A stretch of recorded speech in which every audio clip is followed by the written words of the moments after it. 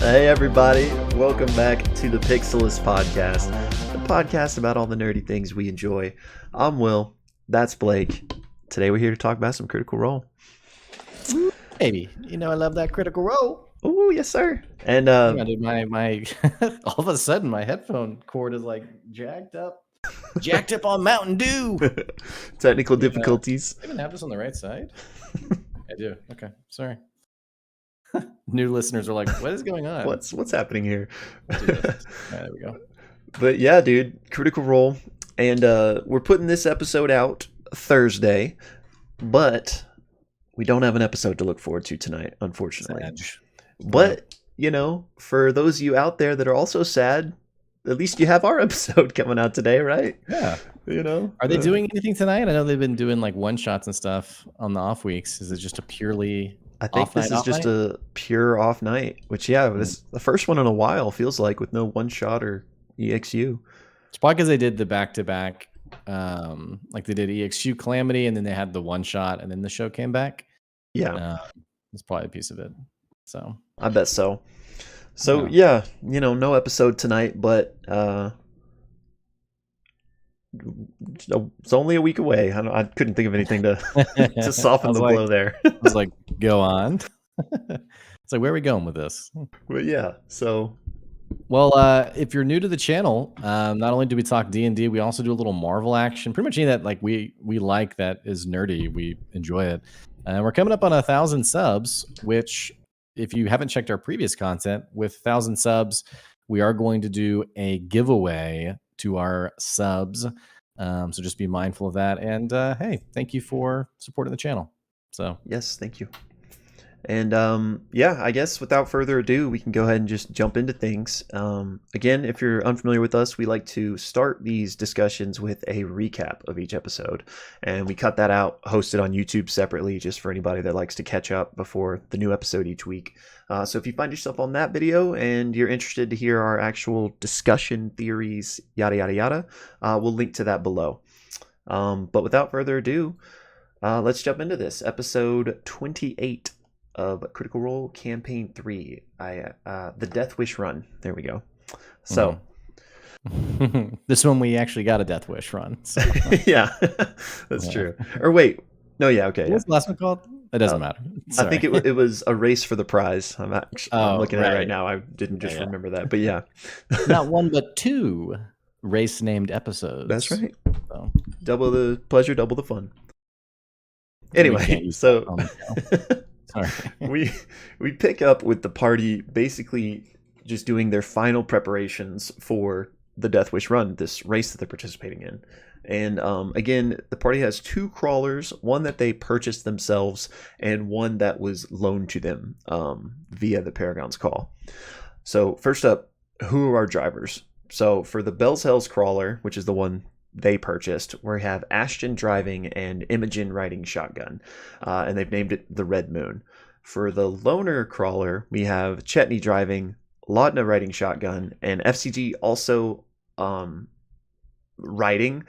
This doesn't happen yet, but ultimately what happens is F.C.G serves as the front wheel of this crawler, and their name is the Buckfucket. And Matt basically goes over all the rules of the race mechanically, like how the action economy is going to work, like, you know, yada yada yada, that I won't, you know, bog everybody down with here. But he essentially notes that if you have two passengers in Laudna and F.C.G, you are going to forfeit some mobility, some speed. So it's here when the whole party kind of analyzes and talks and comes up with the plan of F.C.G serving as the front wheel. So they figure all that out, weld him there, and meanwhile, Imogen and Ashton are in charge of the bomb that the group had commissioned, and they take it in their crawler, place it between them. And the rest of the crew that aren't on a crawler are deciding how best they want to help this mission. Do they want to sabotage? What's their plan going to be? Fern in particular wild shapes into a flying squirrel and tries to sneak on the Paragon's Call crawler, but she's immediately like noticed and kicked away, and takes some damage, so poofs back out into her standard form. Um, so we keep preparing. Not much else big happens though, and it's time for the race. So the flag is dropped. Everyone's a go, and this race is broken down into 4 sections. We have the skids, the ravine, the climb, and basically like the home stretch. So for the sake of keeping this recap, brief, just gonna hit the highlights. So for the skid section, we basically have everyone starting out and trying to gain ground on each other, and lots of different tricks are coming out of everyone's bag.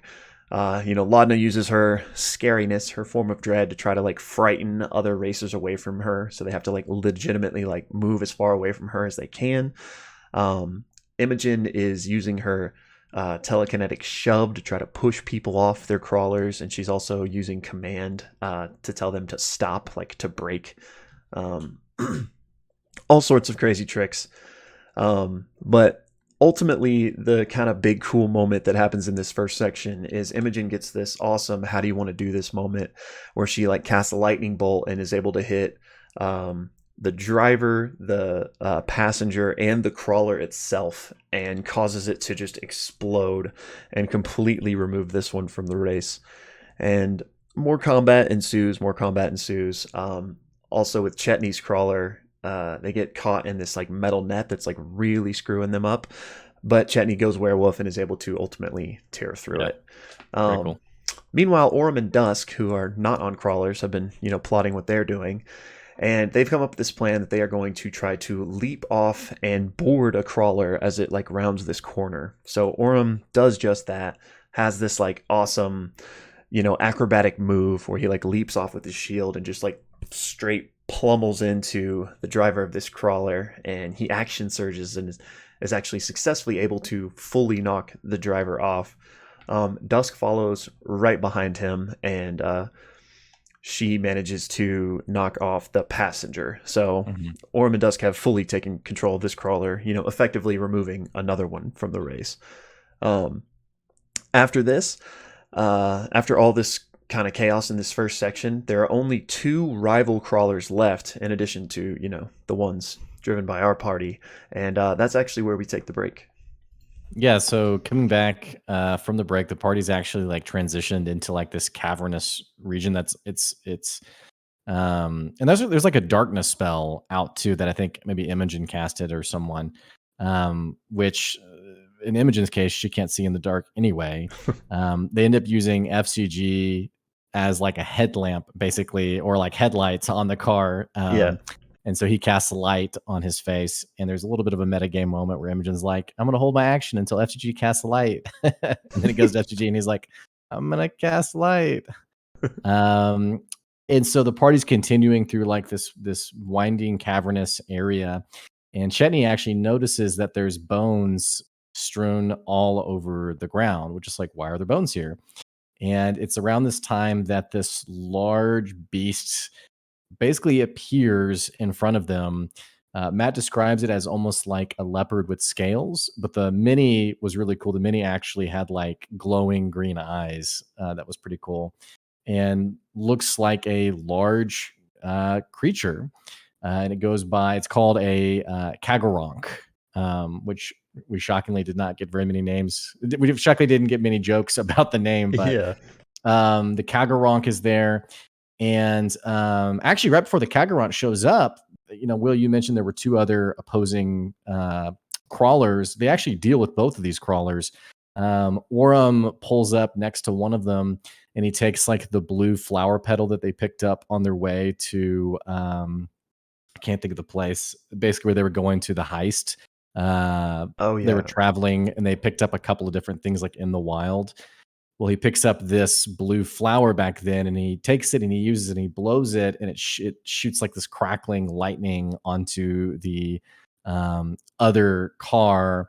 And he gets a cool "how do you want to do this" moment where he basically blows up the other car. Ashton also pulls alongside another car and uses his gravity hammer and basically blows up that car too. Gets his own cool "how do you want to do this" moment.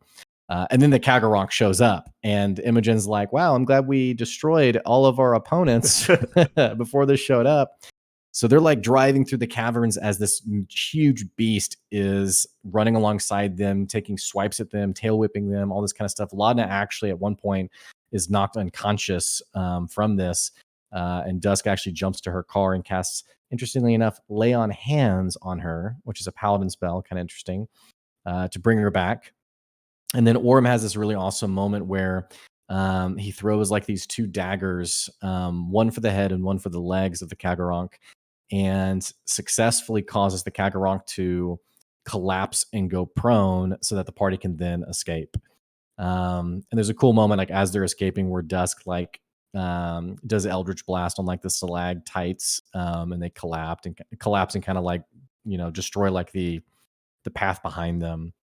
So they make their way up the climb, and they know they're getting closer to the finish line. And there's a moment where they see like these two individuals on a cliffside who are like pushing boulders off to try to stop them. They also notice there's kind of like this dust storm happening. They also notice figures who are like pulling barriers out into the roadway. And there's sort of this implication that this might even be the All Minds Burn who are trying to sort of like guide them in the direction of the finish line. But then the Kagaronk actually climbs up a cliffside, shows up again. The fight continues as they're just racing through. And then Ashton has this awesome moment where, with his gravity hammer, basically cuts through, like smashes through like the jaw and the head of the Kagaronk and kills it.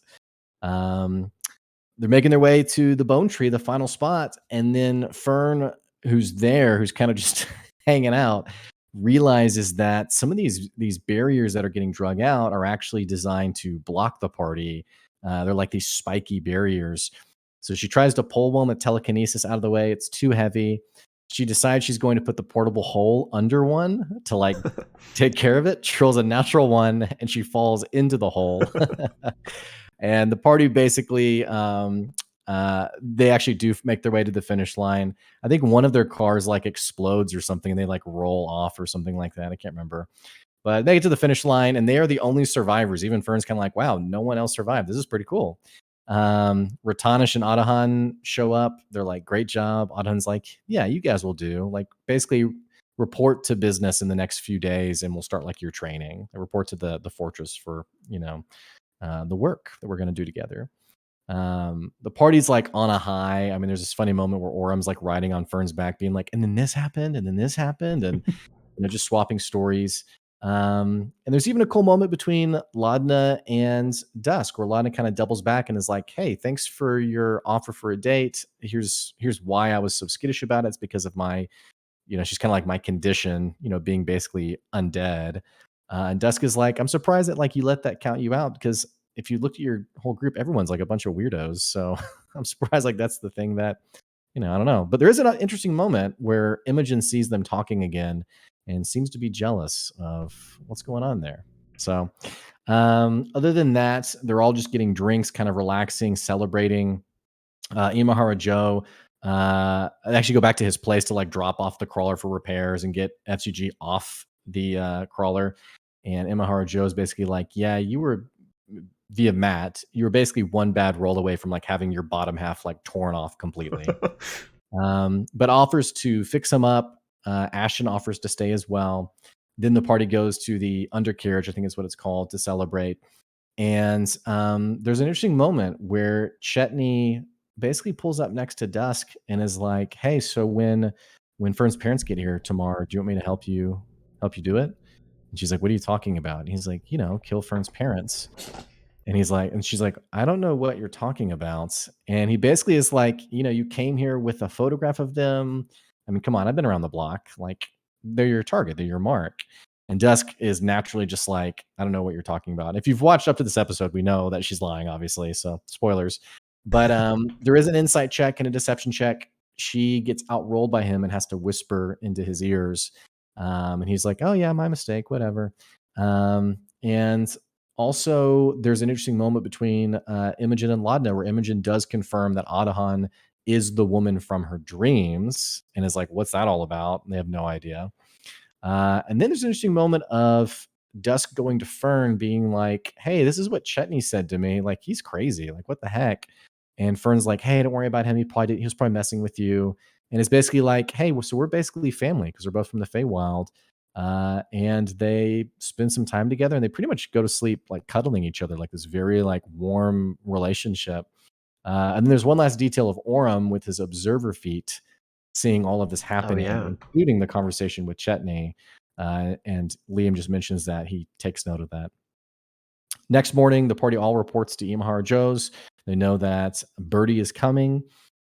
She does, in fact, come. She pulls up in her own crawler, covered in dust, but recognizable as a fawn, just like Fern. She goes into the shop, tells Imahara Joe basically like, hey, yeah, give me whatever you can spare. We don't know quite what it is. And then Fern is like, hi, Mom.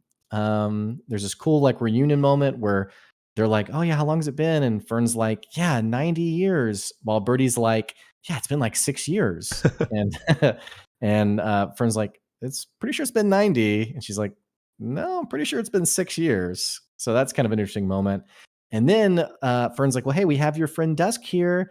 And Birdie's like, I've never met this person. Never met the guy. Yeah. Who? And that is when Dusk's tattoo animates off her body, or their body, excuse me, and they transform into their true form, a figure with inky black eyes and gray skin.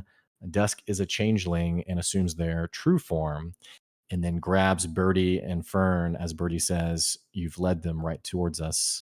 And that is where the episode ends. Oh, That's cliffhanger. episode 28, 28. right? Yeah. 28 of campaign 3. And if you made it this far and you want to tell us what you thought about the episode and your thoughts, theories, whatever you think about it, definitely make sure you click the link so you can get to our full discussion. So, all right, here we are, Will. Here we are. What'd you think? I had a lot of fun. I thought this race was just that, a bunch of fun. It was kind of the past, what was it, 2 episodes, I guess, ever since it's picked back up from Calamity, has been a little slow. Not that it's been bad, but it's just like been a little slow. So I really enjoyed this episode, kind of more high octane, and of course that crazy reveal at the end. Just exciting. So yeah, I enjoyed it. What about you? Yeah, I liked it too. I mean, it's fun it's fun as like a viewer to get exposed to like the world building, the mechanics building, because there's not like a chapter Yeah. in the player's handbook on operating crawlers and Right. I mean, so it's cool to see like what Matt's come up with, and it's always fun too, like the way party members find ways to I don't know if I speak for everyone, but I know in many cases like a pretty tried and true like typical house D&D party, it's like, what are you gonna do in your turn? And it's like, all right, what's Eldritch Blast, and whatever action you actually have, like your Yep. attack. And so I think I really appreciate things like this because it really encourages players to use like their whole repertoire of things. And I've said it before, but shout outs to Imogen for her command spell, which I've had in the past and thought it was the most useless thing when I realized I couldn't tell like the bugbear to like jump off a cliff. Kill yourself. And you're like, nah, I can't do that. So I just always enjoy like a high creativity episode. And like you said, the reveal at the end, we knew we were heading towards it. So I'm glad that and the party seemed genuinely surprised by it too. Yeah. So Yeah, they did. So it's I guess why not start there, since if we're going to. But yeah, because that's something we had kind of wondered about with Twitter and social media, and them pre-recording the episodes. Maybe some of the cast would have it spoiled, but it really seems like they didn't. right. And not only that, but we have Travis who, Has this moment. figures it Yeah. out himself. And I don't remember where. It might have even been during the episode, but somebody like asked him. I think it would have to be during the episode, because I don't know. It was at the end. Yeah. Yeah, and They're he was "How like, did you know?" I was just like at work. I was working the other night, and he's like, it just clicked for me. So I mean, not not that I would have thought Travis was metagaming. Of course not, but I like that he just brought that up so that people aren't like, "Oh, Travis definitely metagames," so that's how he knew. Yeah. So very insightful, and Well, he's coming off Calamity like 2 weeks earlier, which is like a story of like tragedy and betrayal. I mean, like, so yeah, I mean, he's the sight warden, man. He's the eyes of Avalier. He's got to. which by the way, I saw your comment on the YouTube channel, on the YouTube Oh, you did? episode with like, 300 likes or something. And it was like something like, it's almost as if he was a former sight warden or Yeah. something. So I definitely just reused my own joke there, but thanks Well, I for say that to say if you use that joke again, you're out.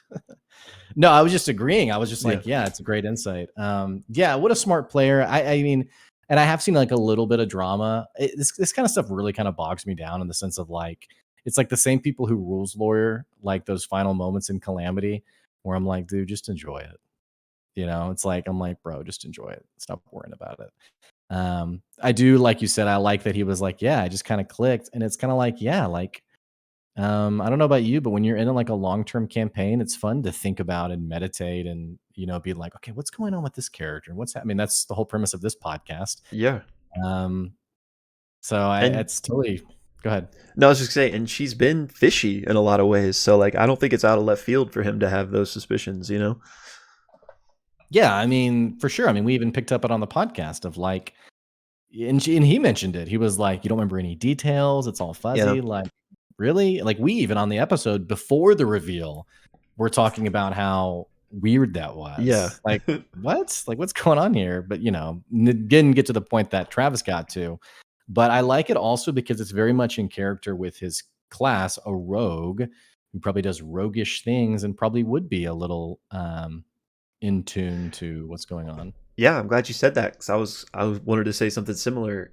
I think it's really fitting because also we know that at least from what we know now. I mean, who knows what's behind the curtain that we are unaware of? But for what we know now, Chetney is like the most morally gray of everyone in our party. He went and hunted down that shopkeeper and Right. kind of brutally injured her over just like the price of a general goods, Right. So I think there's obviously more to kind of uncover with that side of him, but I really like that kind of, to me, it makes sense that like somebody like that would probably be more in tune with someone who is an assassin, someone who is like, trying to pull this 180 on people. So for me, it all fit together really nicely. So I really enjoyed that he kind of had that moment.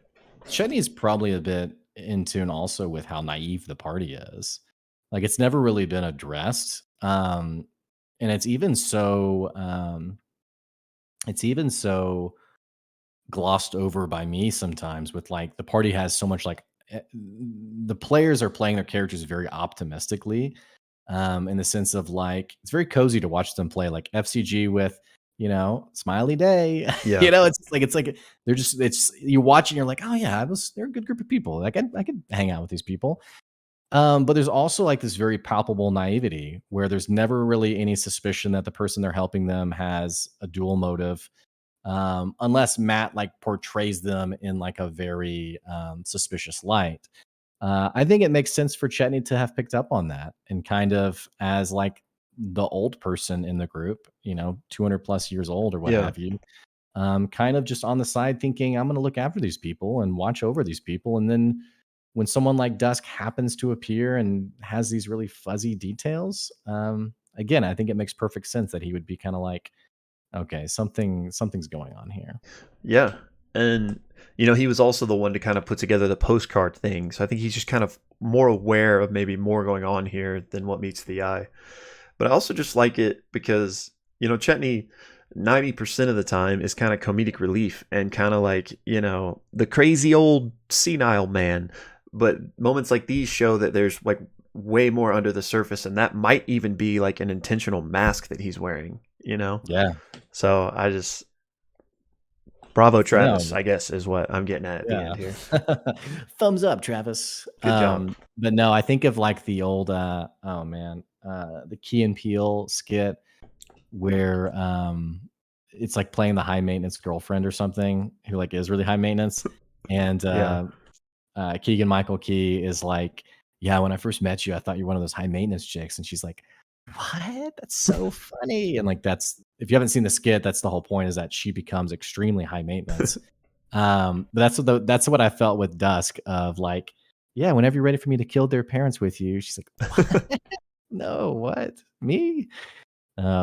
Which I really liked how she played that out too, like going straight to Fern and being like, hurt and offended, and I can't believe he would say this to me.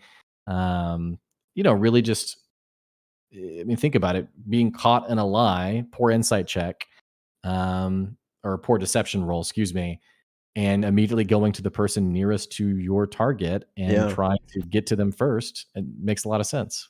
Yeah, it does. And I'm actually, I you'll have to remind me. So that insight versus deception between Chetney and Dusk. Did we hear the rolls out loud? Like, so do we Yeah, know he beat her? 11 versus an 18. Yeah, he Okay. beat. So Yeah, I was gonna say, so clearly we know her to have been lying in that moment. So when she whispered to him, she probably told him that, right? Or at least maybe not so something that. bluntly, but gave him the idea that he was onto something at least.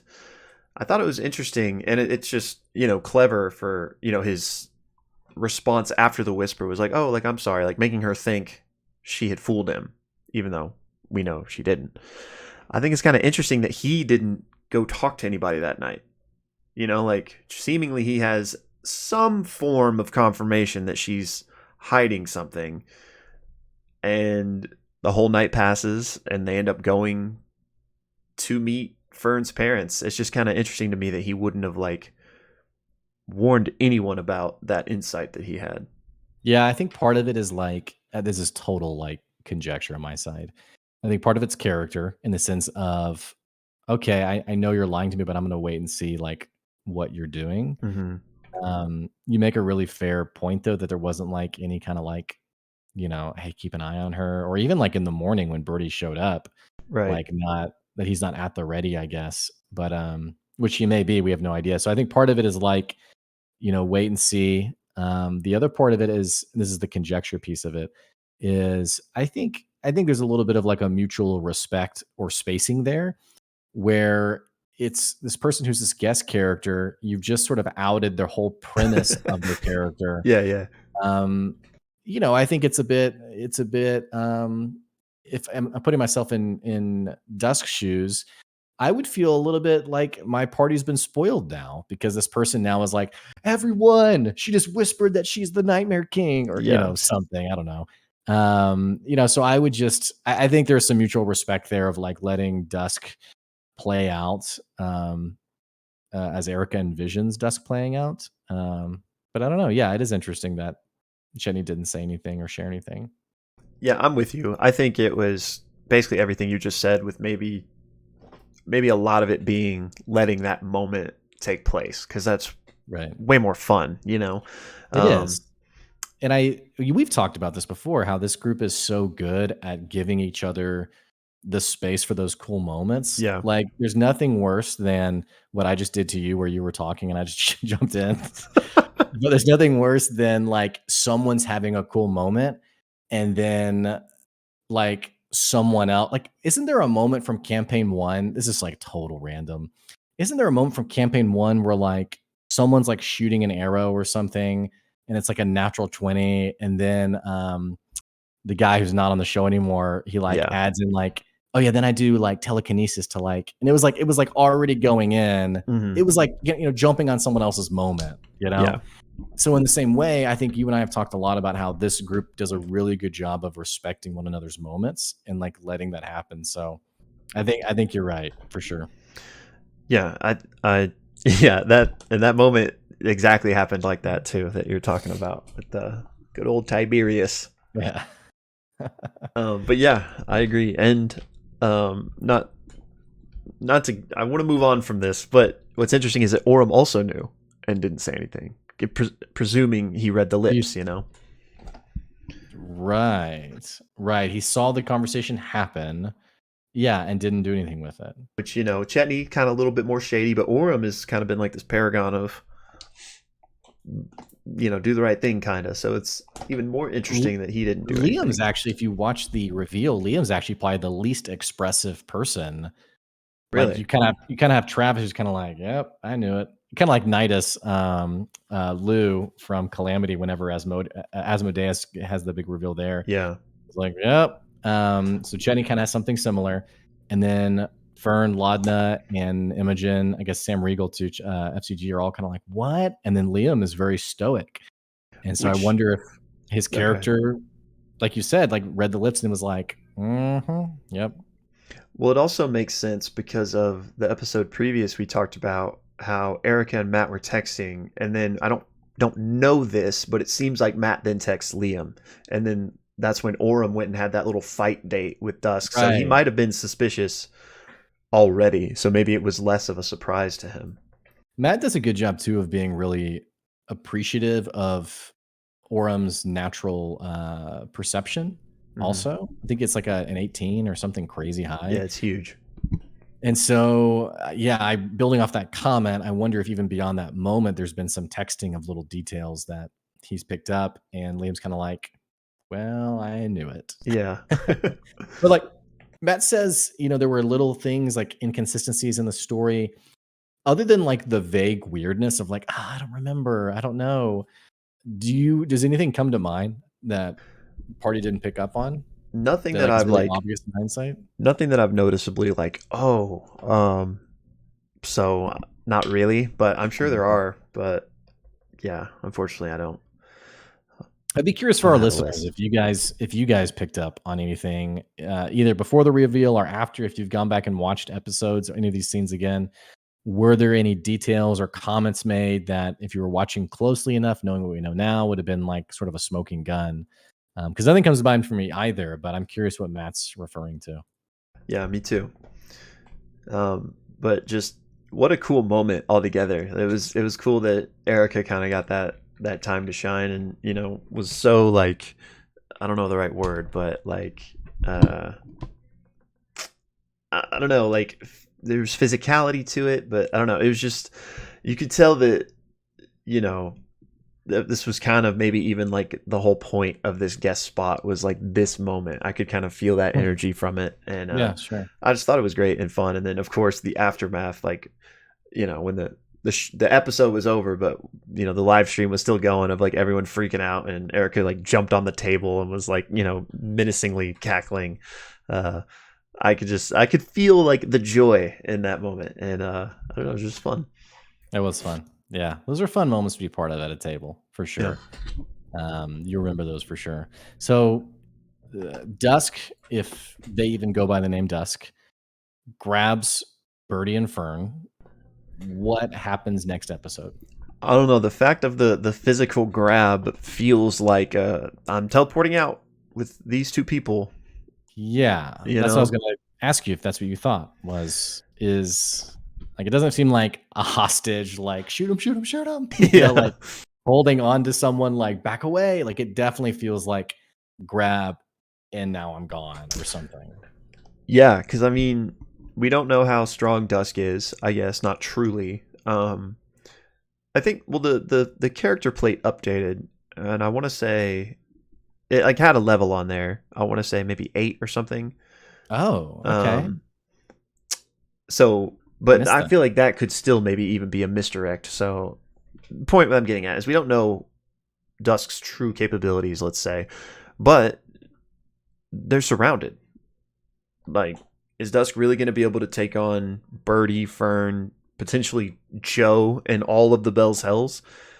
I doubt it. So to me, it's like, I'm getting out of here. So I don't know what spell necessarily, because I think with like Dimension Door, you can only take one person maybe, and Hmm. it's not. I don't think you can't like teleport instantly like that. But I mean, who knows? And it's not really about, if that's what Yeah, happens, that's what happens. But sure. I'm not sure. But my money would be on the trying to poof out of there.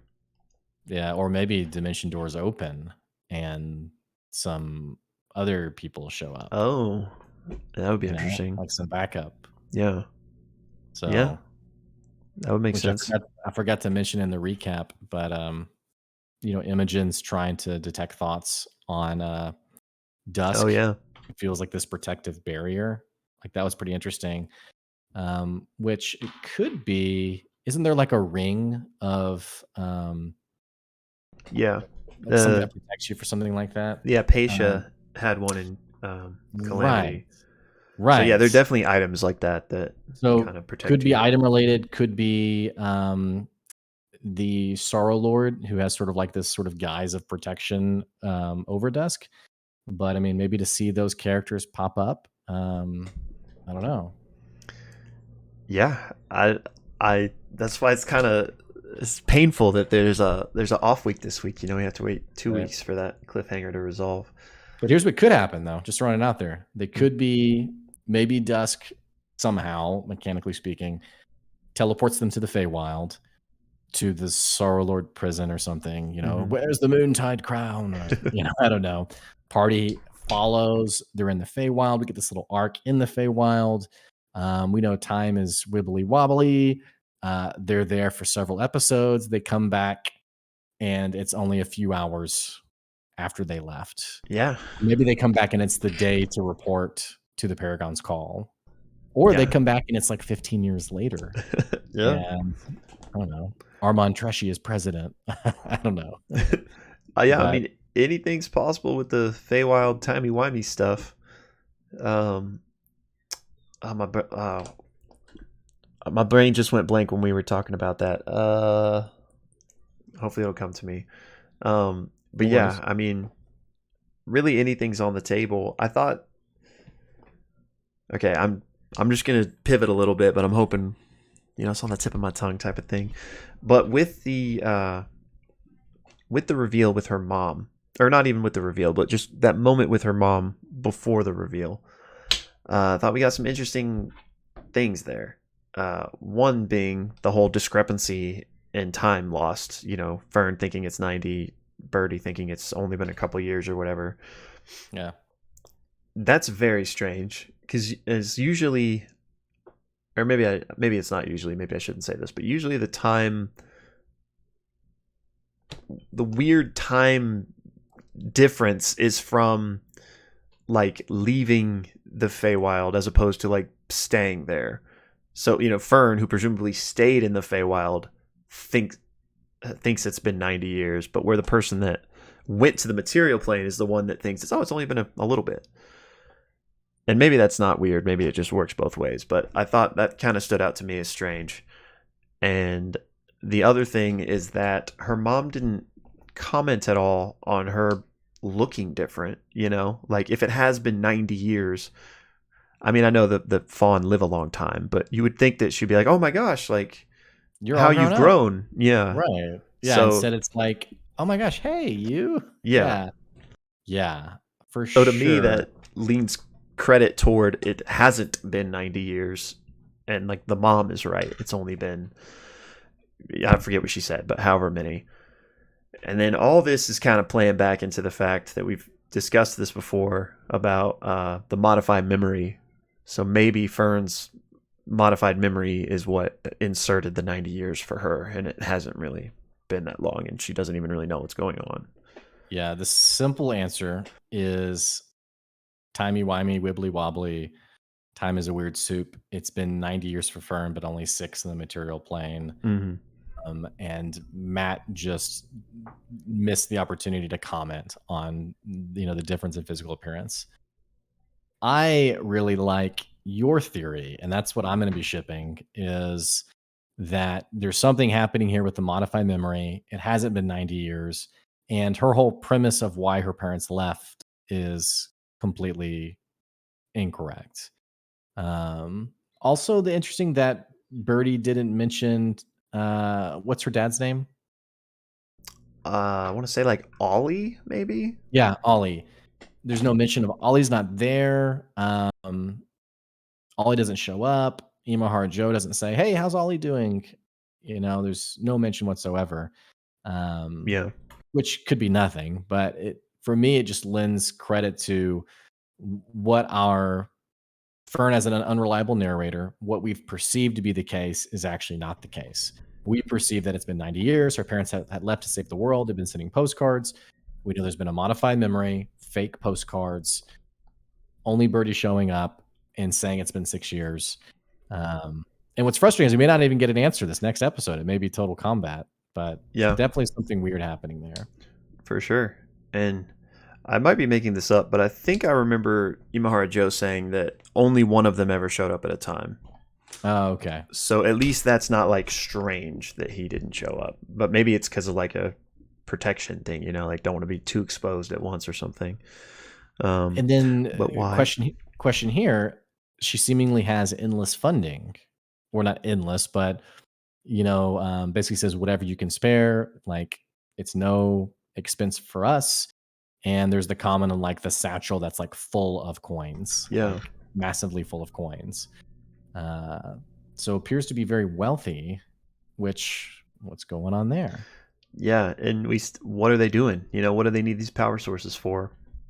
Is it related to the Nightmare King? Did he bring out power sources? I think so. I think he was like, this is how many I can spare this time, and they were those power sources that had been mentioned sometime earlier. Right. I remembered the thing I couldn't remember a minute ago.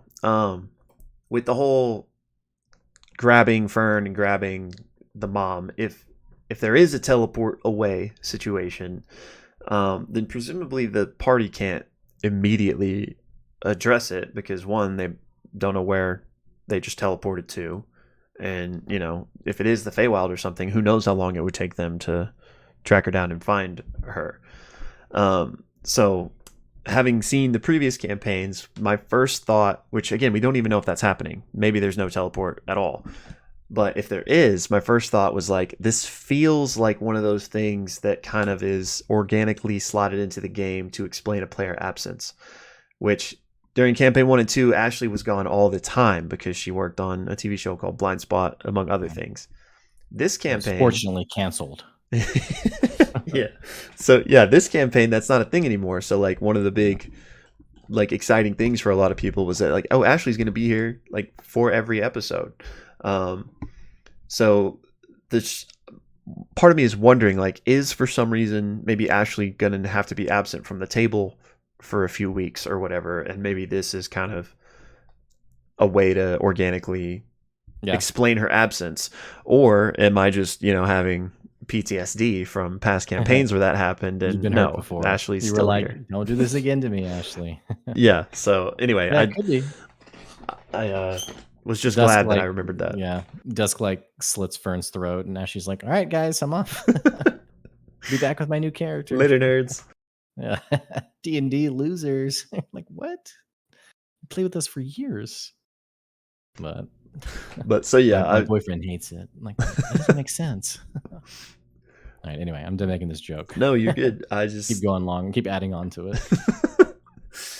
Yeah, so I mean, I don't know. That's just one thing that was swirling around, which, I mean, it is what it is if that's the case. I mean, people have lives, people have obligations. That is totally fine and makes sense. Right.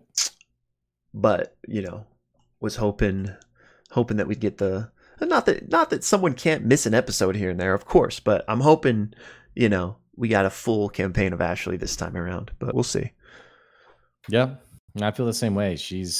Laudna's my favorite now, but Ashley's been my favorite for a while. So they're all so good, man. It's hard to pick. You have to pick. Can't make me. Yeah, they are really great.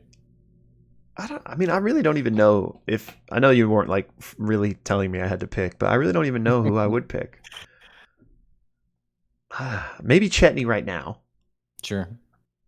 But they're all good. They are all good.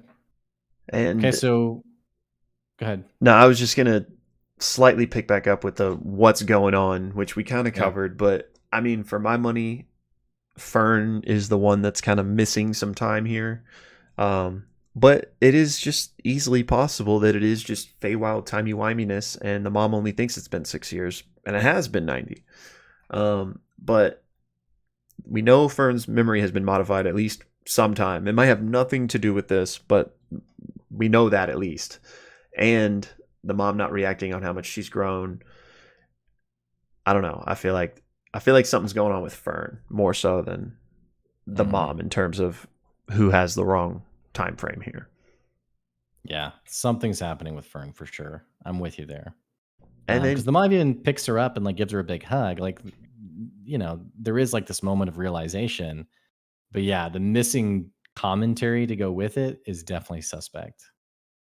just I don't want to retread all ground we've covered in the last few episodes, but just like what is the story here with the mission that her parents are seemingly on? We don't know Right. anything about, and then also the mission that she herself, Fern, is on with this green stone.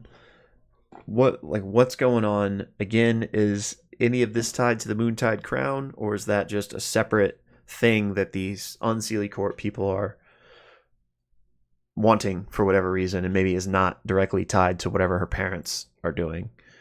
Again, don't really have anywhere satisfying to conclude this with, but just so many questions still that Right. I'm curious about. Well, let us know in the comments what you think's going on and what's going to happen, and could this be a longer absence for Ashley Johnson, or are we going straight to the Feywild? Will, I do agree. It does seem a bit odd if Dusk was to leave and be like, "Now, don't you dare follow me because this portal only stays up for 15 seconds after I leave." Yeah. So, yeah. Well, what else from the episode do you want to talk about? I know that was kind of like the major data point, but Yeah. Let me pull up my notes here that I took. But yeah, it was definitely mostly this whole Dusk Fern situation. There were a couple of moments that I just really enjoyed that I forgot to mention during the recap, but Sam's like Mario Kart turtle shells for his spiritual guardians. I just thought that yeah, was such a great touch, and he did like a banana peel later. yeah, That was fantastic. We still have, so when F.C.G. at the end of the race, they went back to Joe's, right? And Joe repaired F.C.G. took him for the night to fix him, which I was very immediately suspect on. I was thinking, oh, I don't know about this, but then Ashton went with them.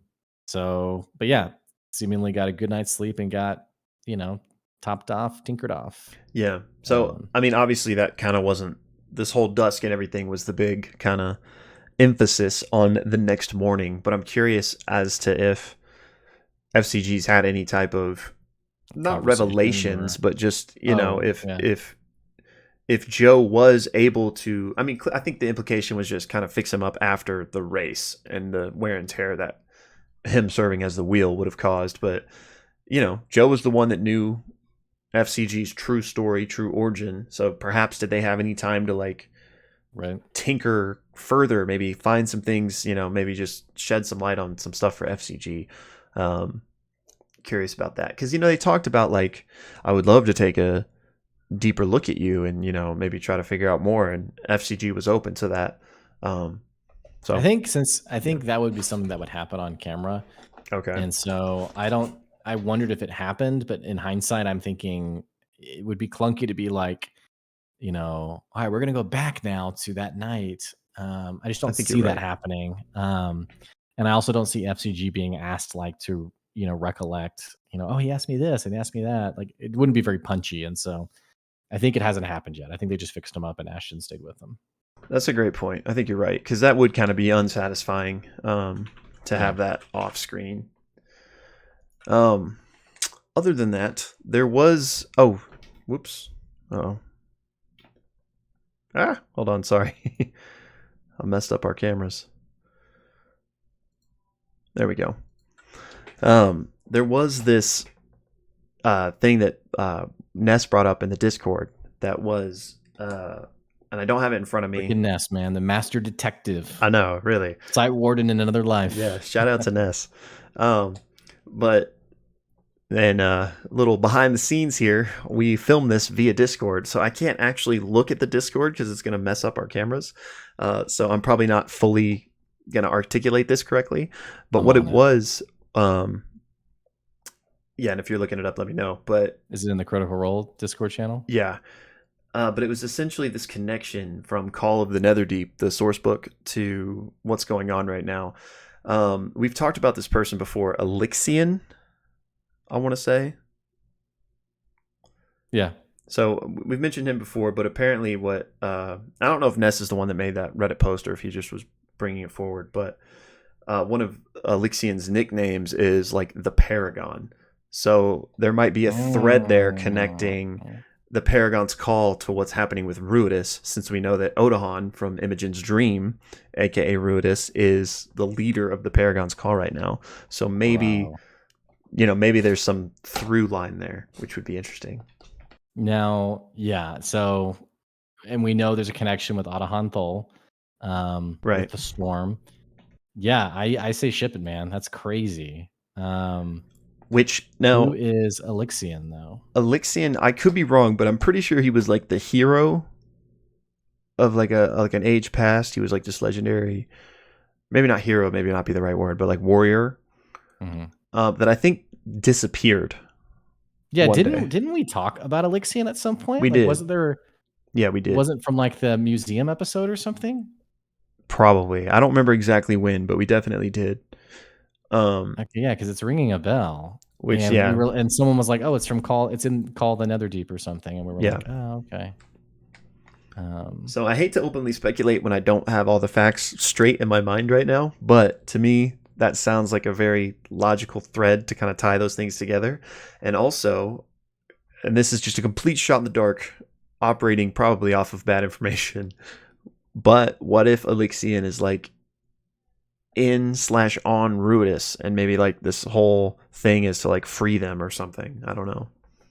hmm Okay, yeah, it's from, which is interesting because Elixian. I'm just looking at like the Critical Role fandom page, and was dubbed the Apotheon. Was a mortal champion blessed by the prime deities, who was pivotal in fighting against Grumsh. Sorry, the Ruiner. Um, one of the Mm-hmm. yeah, you get it. And he Um, was Ruidus born, right? right, right. So now I'm just looking for the detail where he gets mentioned in the museum. Um, Standby. Yeah, you and I definitely talked about him one time, but I cannot remember what the context was. Right. Oh, you know what? It might have just been the episode near the museum, that same town that we couldn't remember the name of earlier, and I still don't. But they talked to like the Ruidus expert guy, and he The told them all scientist about person. Ruidus born people. I think he mentioned maybe Elixian, or they at least like Oh, saw his name. they get handed like he has the journal of like, or they've been collecting like famous people who possibly were Ruidus Yeah, born. Uh, yeah, interesting. Yeah, I think maybe that name was in there for sure. Um, which, it's all got to be connected for sure. yeah. So I That's just crazy. I just wanted to bring that up because that makes a lot of sense to me, and still doesn't really give us any answers. Like maybe he was the first, not Ruidus born, but maybe whatever's happening to Imogen and Yeah. Odahan, maybe Elixian was the first, and so maybe he's like regarded as this, you know. Oh, well, what I was saying was it seems the Paragon's calls seem evil, or at least uh lean, or maybe not evil. Maybe they just really were just doing what Treshy paid them to do. I don't know. Yeah, Um mercenaries, maybe for better or worse, like yeah, yeah. I looking out mean, for number one. yeah, so I don't really see them as like this shadowy organization that's actually trying to bring back or something this former hero. But maybe, I don't know. It's definitely a really crazy coincidence, and you heard it here first on the Pixelist podcast. No, I'm just kidding. Yeah, no. Thanks, Ness, for bringing that to our attention. That's an awesome detail for sure. Yeah. So yeah, I wanted to mention that. Uh, but other than that, I mean, really, we had this episode was basically 90% the race, which was Yeah. fun, but not much to really dissect. Mhm.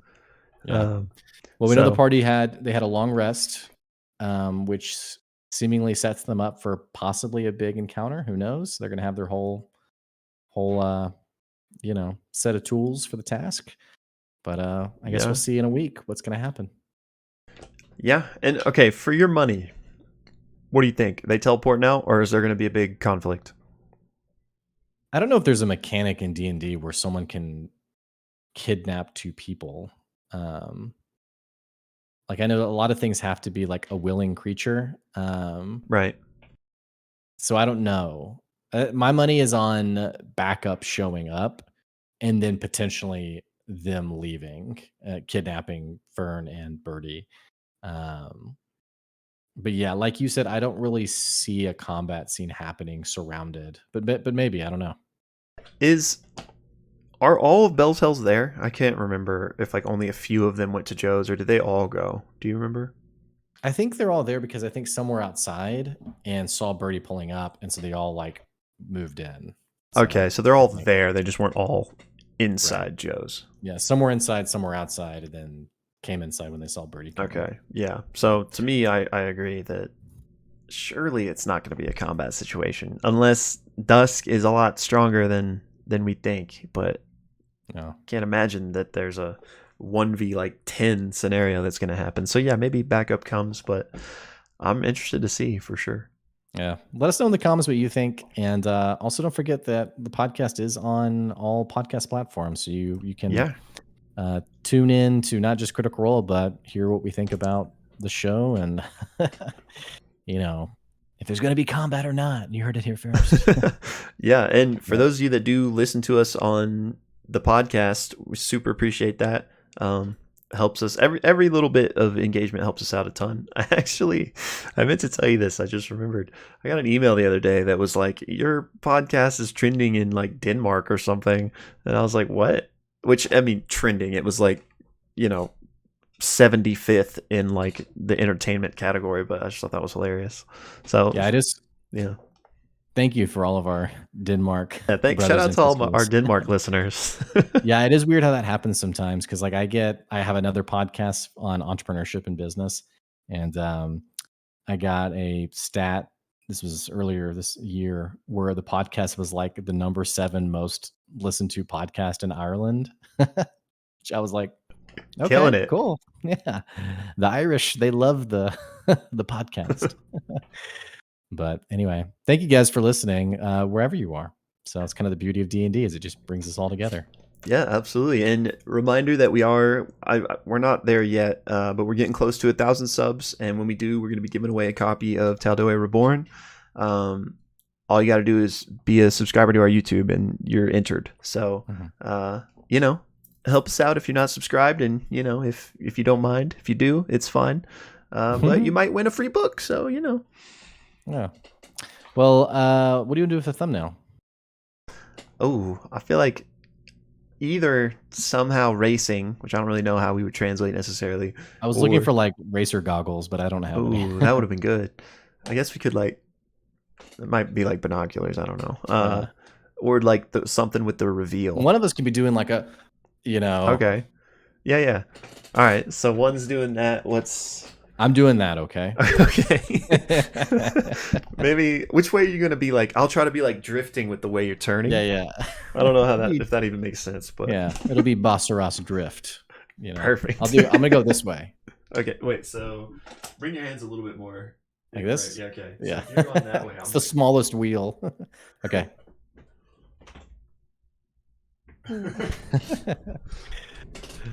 One day we'll have to do like a montage of all our thumbnails or something. Yeah.